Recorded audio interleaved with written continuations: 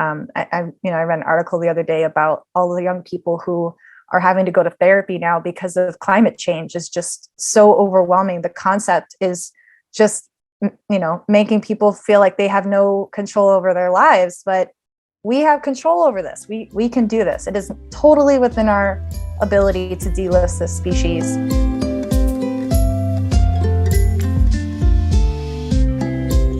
This episode is brought to you in part by our sponsor, Tidal Influence, a Californian ecological consulting firm who proudly supports environmental education and all of the diverse conservation efforts that Pelecanus works to highlight.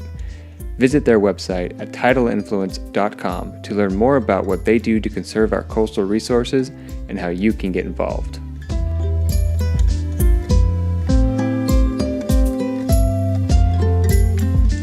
In this episode of Conservation Conversations, we talk with Nessa Frechette of the Friends of Ballona Wetlands and Jacob Varvarigos from the South Bay Parkland Conservancy. They are representing the El Segundo Blue Butterfly Coalition in Los Angeles, California. The ESB Coalition's mission is to connect and create local native wildlife habitat capable of supporting valuable species like the El Segundo Blue Butterfly while engaging the public in educational and recreational events. The groups that make up the ESB Coalition do so much amazing work with the communities of Southwest LA to help conserve this beautiful butterfly species. So let's say hello to Nessa and Jacob.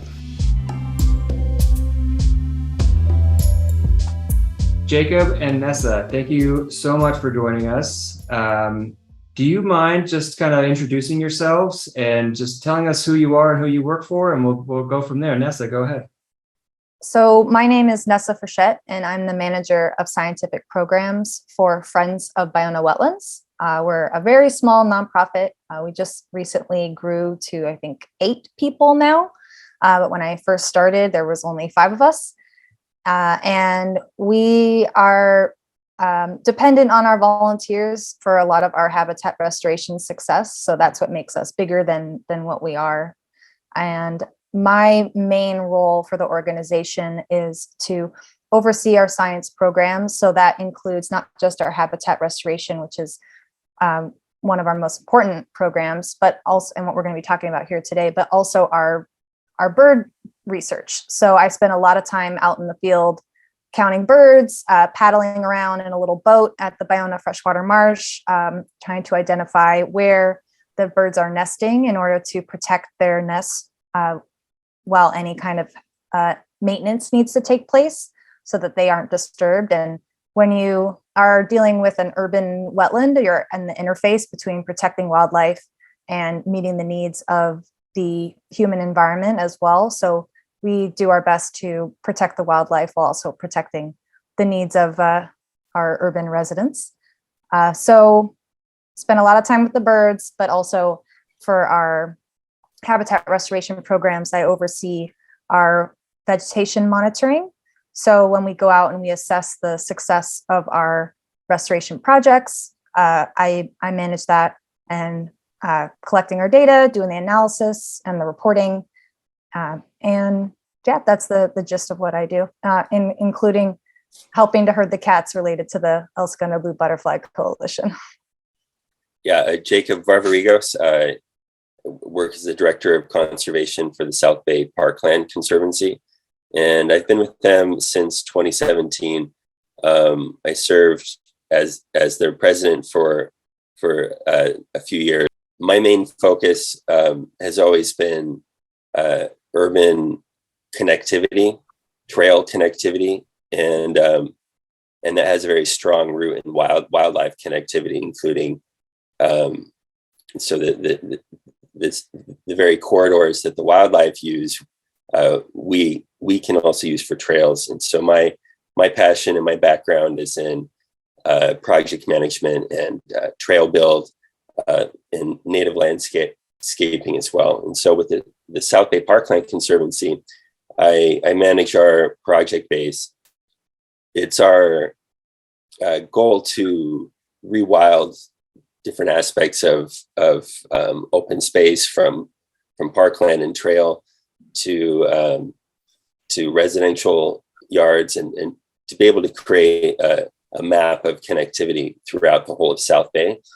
And so our projects are geared to kind of fill in the gaps where we see are the biggest priorities. And the coalition, our involvement with the coalition I think is exciting, because we realize that so many organizations in the South Bay, we share the very same goals of creating that type of wildlife connectivity, and that we all have a lot of exciting projects happening as well. So we're talking about South Bay, Los Angeles, because it is like the most densely packed development area that you can imagine. It's just packed full of houses that are all way overpriced, and there's just not a lot of open space.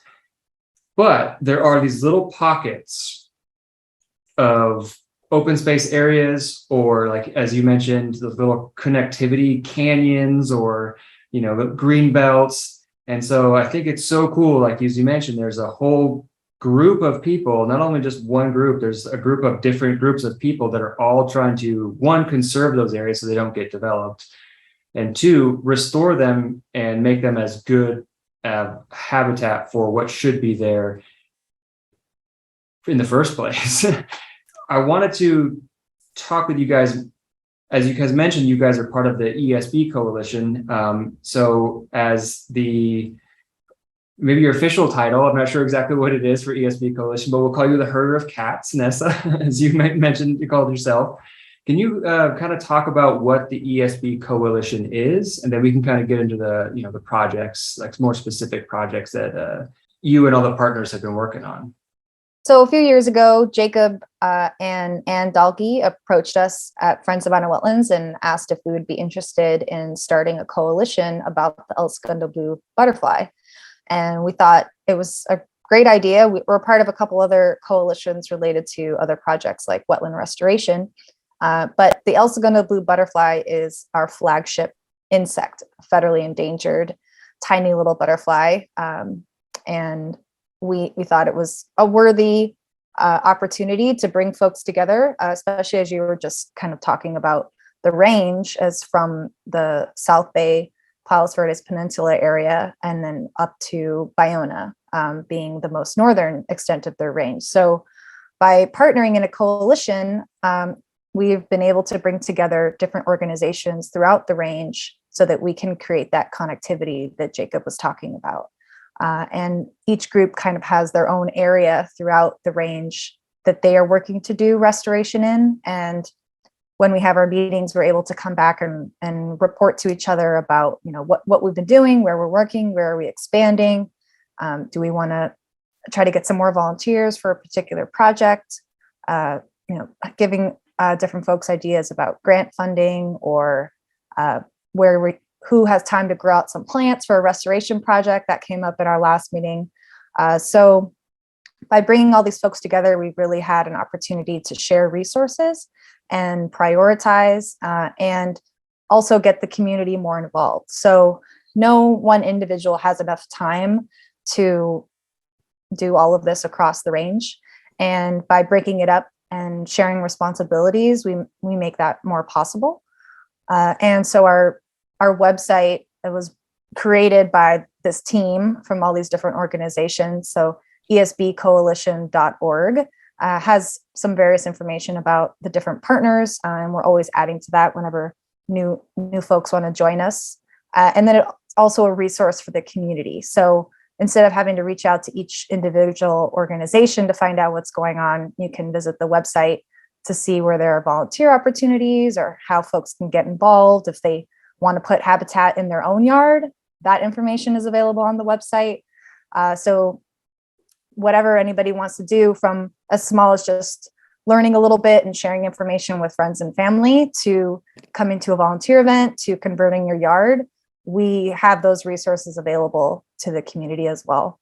And it really wouldn't have been possible if it wasn't for all of these organizations getting together and doing all the brainstorming and work necessary to make that possible. Can we take a real quick step back and just kind of talk about the butterfly itself? When we talk about building habitat for the butterfly, what does that even mean? Like, what does it need? When can we see it? Where can we see it? Is that even common knowledge? Can we tell people where to see it? Yeah, so the El blue butterfly is a tiny blue butterfly, about the size of a thumbnail. The males are that bright blue, that iconic representative color, and the females are brown, as often is in the animal kingdom, where the females are a little bit more drab. So that's our little butterfly that we're working to protect.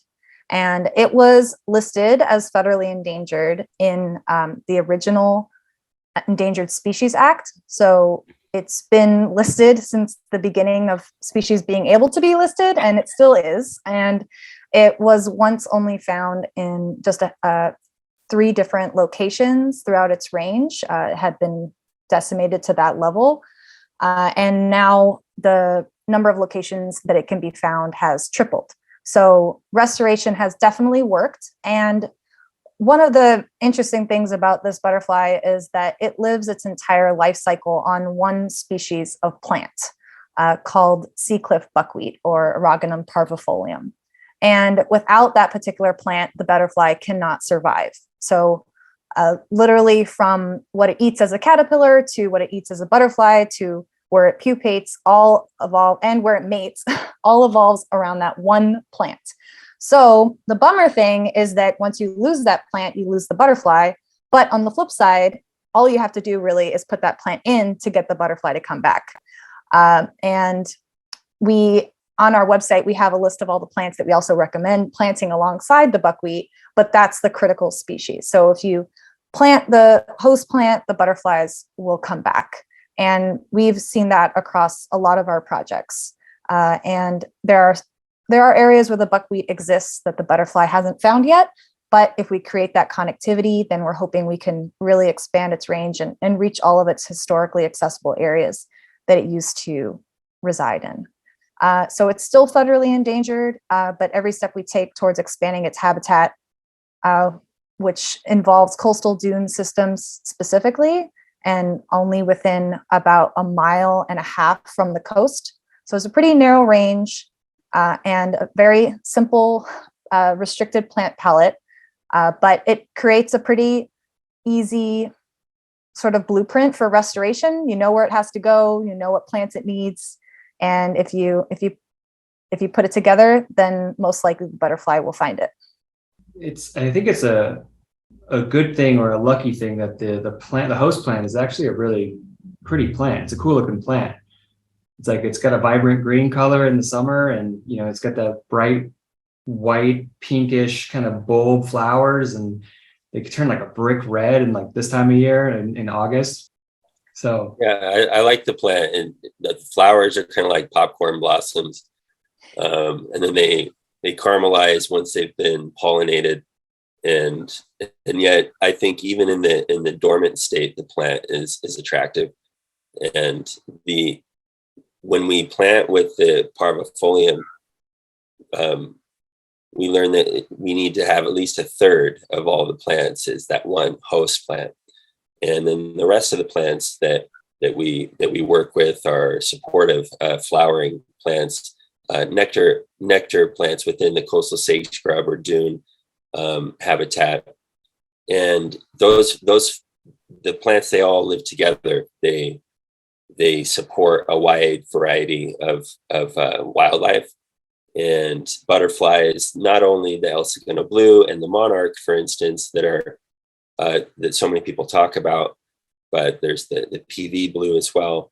There's a lot of life that we see that we bring, we bring their habitat back, and they do come. And so there's this feeling that, we've lost so much. And in a place like LA, where nothing is original, very few places are original, especially with the landscaping.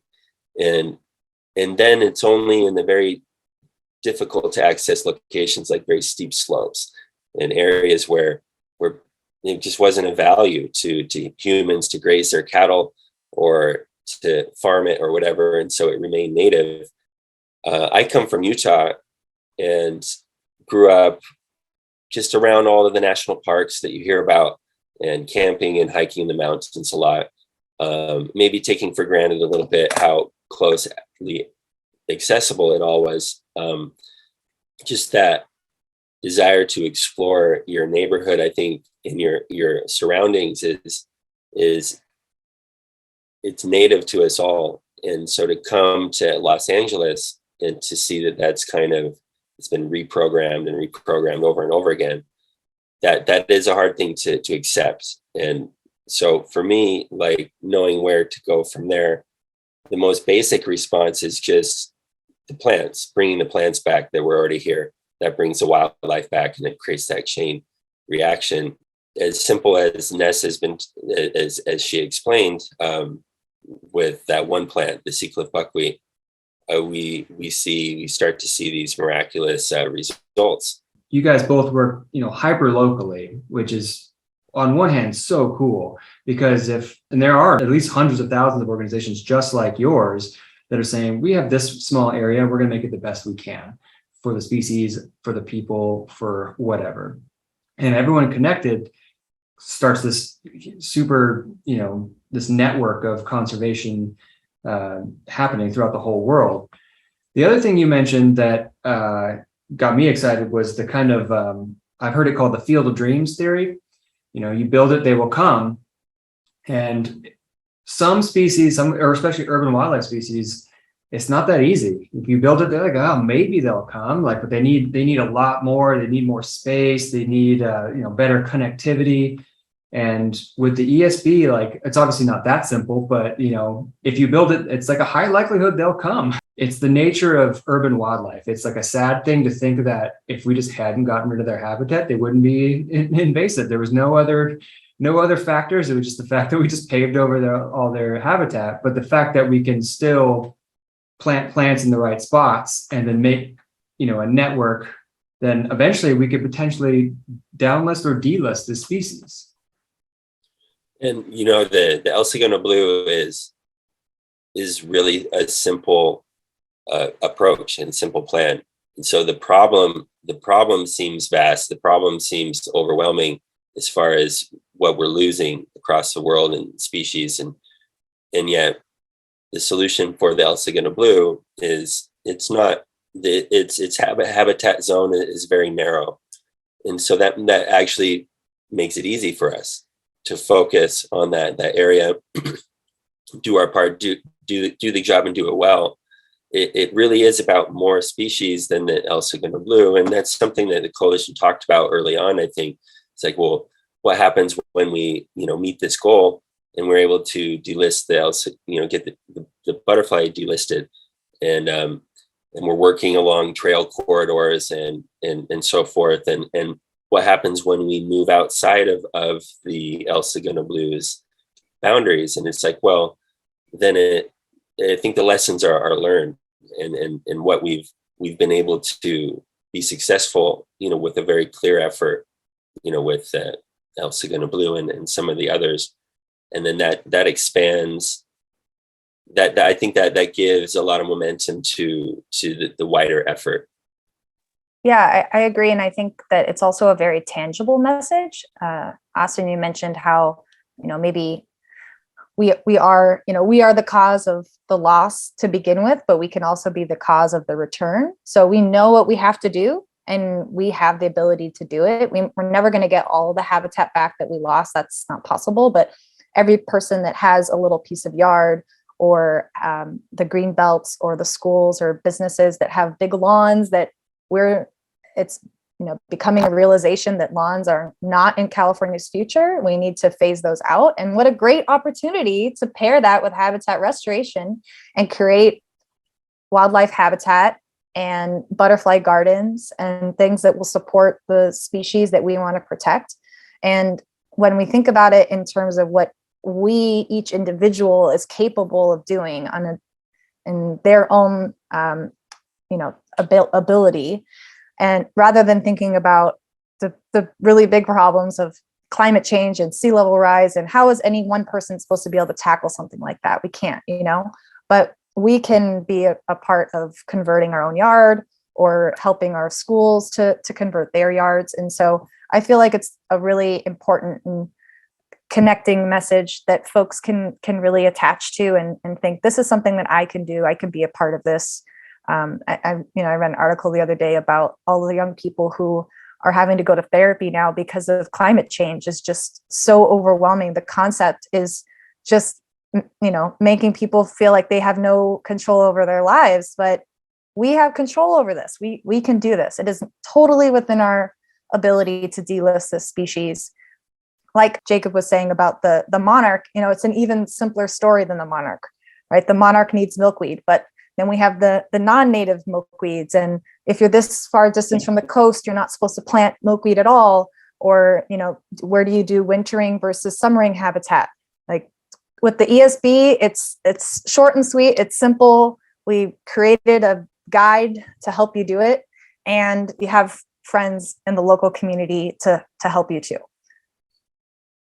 Especially compared to something like vaquita, polar bears. You talk to like a random person on the street about it, and they're like, "Yeah, that's really cool. I don't want to see polar bears or vaquita disappear, but what am I supposed to do about it?" But when it comes to like an endangered species that all it needs is for you to take out your lawn and put in a couple of these host plants, obviously it's not as simple as that, but it kind of is at the same time, And so I think that's what's so cool about the coalition and the projects is that it's so tangible for not only you guys, the practitioners, it's very tangible for the community that want to get involved. At least in their neighborhood, they can do something that's doing good for a species that needs it. Obviously, because of, I know how hard you both work. So what was it that made you decide to go this direction? Because you don't just, maybe you do, but it's really hard to just fall into this field. So you have to be really motivated and you have to really like it. So what was it? Was it something in high school? Was it something when you were a kid? Where are you from the South Bay and you just love the ESB and you just had to go that direction? Go ahead, Nessa. Can you tell us kind of like how you got into conservation? I would say I started getting conservation focused in middle school when I really discovered what then was global warming was really becoming more of a focus, I would say. I say that kind of ironically because I feel like now it's kind of becoming more of a focus again. But back then I was like, what can I do in my daily life to fight global warming? And I would say endangered species was also a really big focus of mine. So I wanted to know how can I make a difference? Became a vegetarian because I knew that was something I could do in my own life. I'm not as restrictive as a vegetarian now as I was then. I cheat a little bit, but I felt like, hey, that's something tangible that I could do. Trying to save a panda, which was always a big focus, the flagship species, right? The really big, charismatic, the bears, the lions. I was in middle school. So like, that's what I thought I was going to go out and save those. Right.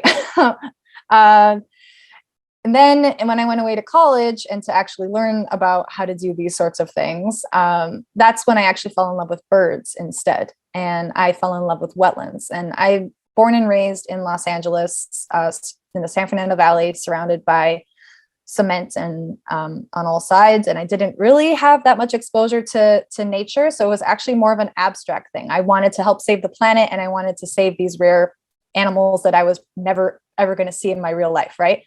But then when I was in college, I went to UC Davis and I got to see how much beauty there really is and how much nature there really is in our state that I wasn't really exposed to before. And that really did a number on me. And just seeing that we had so many different species of birds that I didn't even know existed. Like we have yellow birds. What? I thought that was like a Caribbean thing, not in, you could just walk down the street and see a yellow bird. You could be sitting in your car and look out the window and in a street treat, there could be a hooded oriole. Like that was just crazy to me.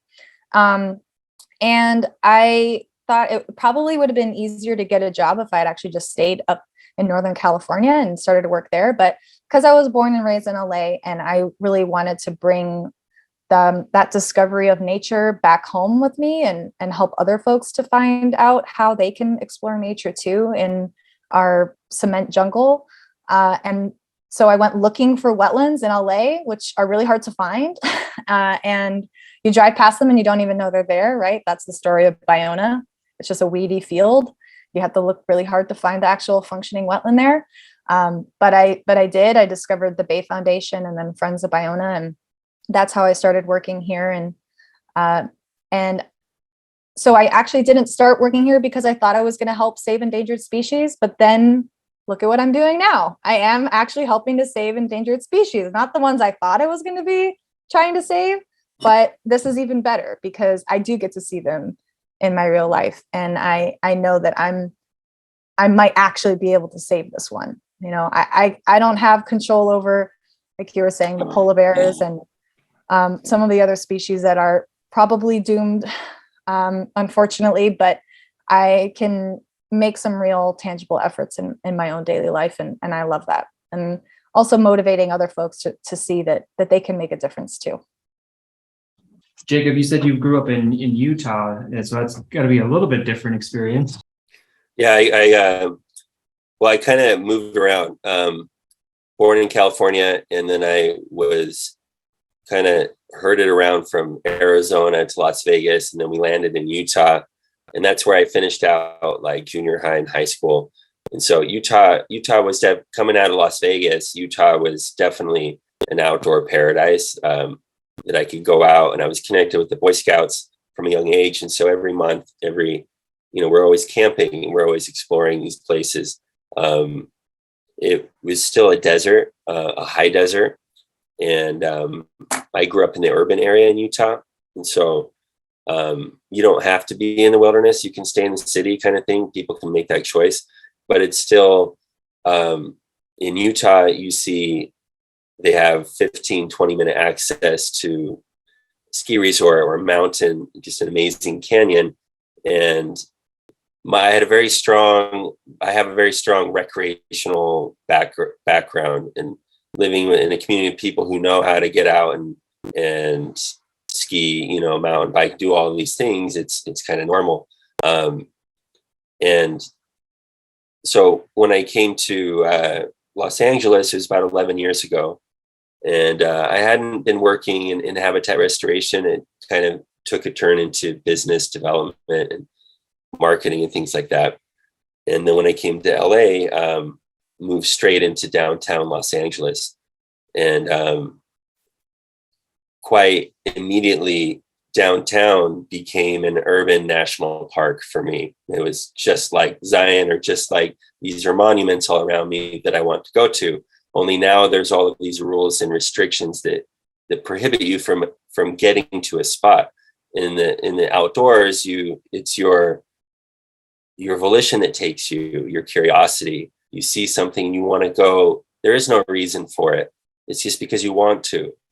And in the city, we lose that freedom of movement. We lose that connection to an open space. So my fascination and connection with this whole effort started with exploring for myself the open spaces of LA County, starting in downtown and then in the South Bay, because that's where I live. And with an intent to, my background's in trail design and trail build. And so I saw opportunities to create a network for open space throughout the whole county. And so basically I started working just hyper locally, trying to figure out what was happening. And over the years, became connected with the South Bay Parkland Conservancy, and through this desire to create more trail connectivity. And that kind of opened up the pathway to the most simple approach. Is the first thing you can do is to bring the plants back. What we're doing is, with the coalition, for instance, we're trying to shine focus on what is being done throughout the whole region, and to show people how they can get involved. And so we're trying to show that, hey, listen, it's easy. It seems like we're all fighting our own battle, and we're all trying to do it on our own, but it's like, well, maybe we can get a lot more done just by highlighting, showing more. It's not a competition, it's a common struggle. And it's something that unites us and bonds us. So for me, the last 5 or 6 years has been very much habitat restoration focused. The question in my mind is, what happens when you re-establish a community to this identity that they've lost to their environment, like, become something new, and we can't really quantify the value of it, but we know it's there. And I think that's why there's so much support. Would you say that creating that connection and seeing people find that connection is what keeps you doing this, Jacob? Is that what makes you like get up in the morning? Is like, because you've seen it happen and you're just kind of like, I want to keep doing that in more and more spaces? I came from the place of, I'm going to go and find it for myself. And I know how to find it. And I grew up finding, and so I would. And I would discover a sense of peace and calm and everything that comes from the wilderness, even just exploring the urban wilderness that is just full of weeds. It's still the wilderness. And so I know how to get that for myself. And that can be a place that's, it's nice to have it. But the problem is we all need that. And we don't have to hide it. We don't have to be afraid of it. We just need to work together. It's a problem of collaboration. And so for me, if it were just me, no, I would feel like I felt in the beginning. I would feel very alone in this struggle. And that, yes, maybe I can put my effort into it for a while and make something happen, but then that dies with me. And so that's what gives me hope is I accomplished much less when I thought I had to do it all on my own. And so the more and the more and the more we can create a platform to enable people within our community to do their part, then it's all happening simultaneously, as long as we can organize it. And so I think it gives us an opportunity to get really bright people involved locally, So I hope that we can create an example for the county. And when you do that, it's a wider example, for the West and on. So that's what gets me excited, I think. Yeah.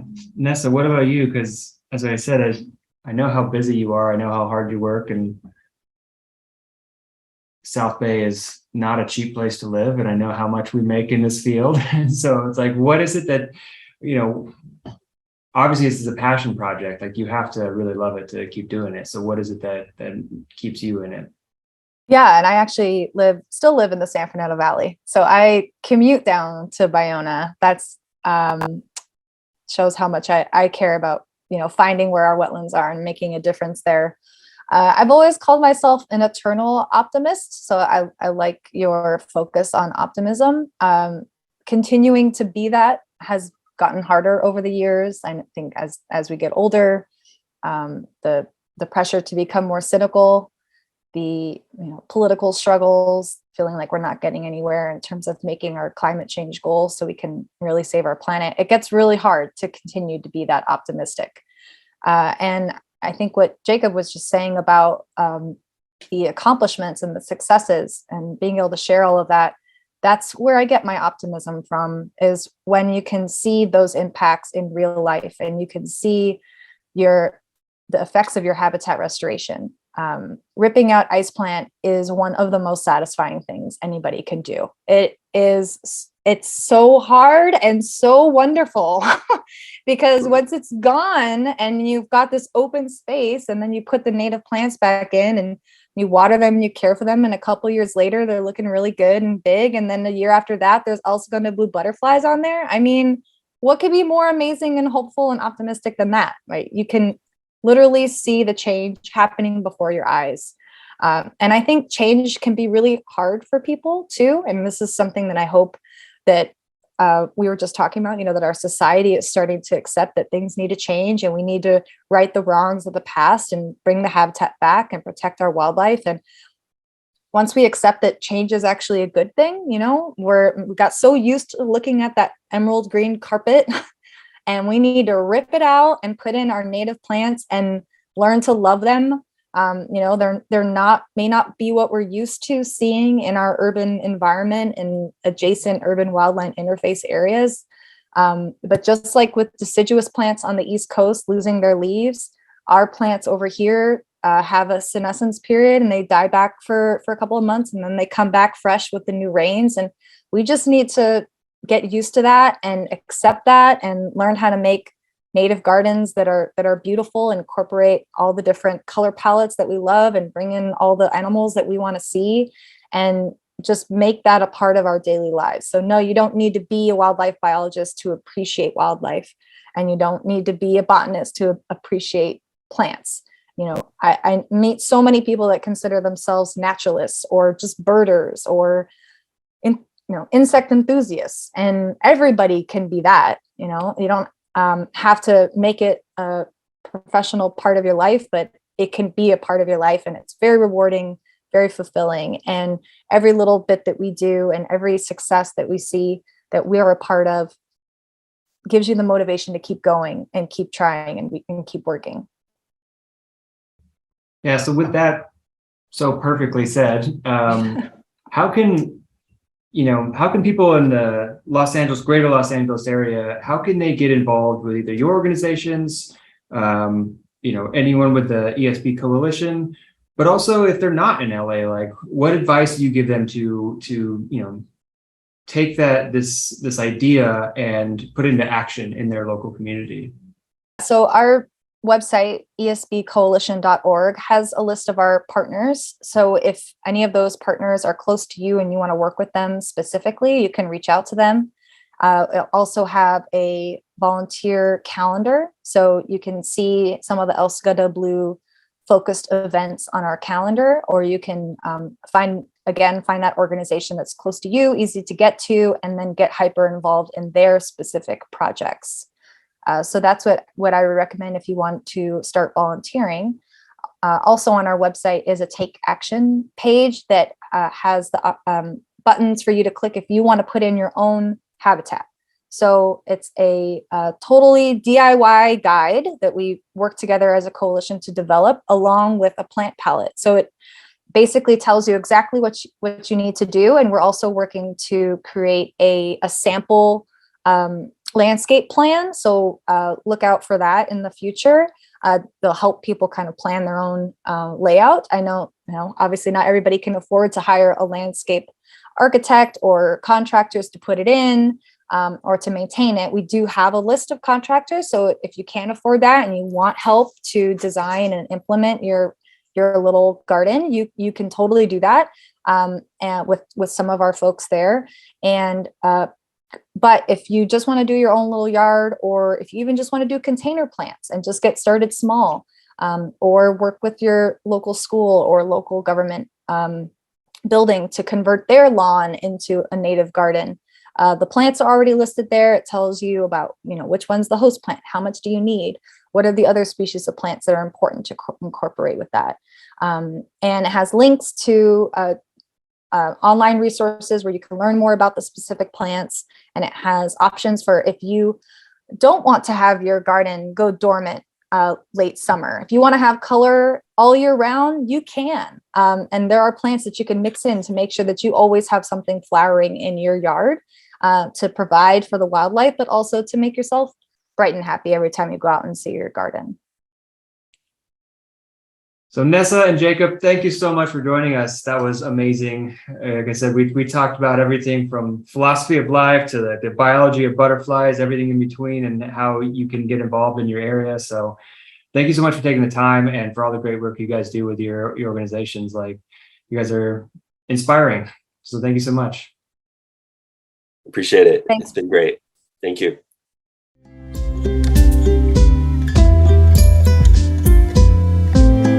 Thank you again to Nessa and Jacob for taking the time to discuss the ESB Coalition with us. And even if you don't live in the South Bay of LA, look into what you can do to help your local wildlife, whether it's volunteering or planting native plants on your own property. Every little bit helps. Host and producer for this episode is Austin Parker. Music was provided by A Picture Book Studios. Please like, comment, and subscribe to our page if you haven't already, and thanks again. We'll talk to you next time.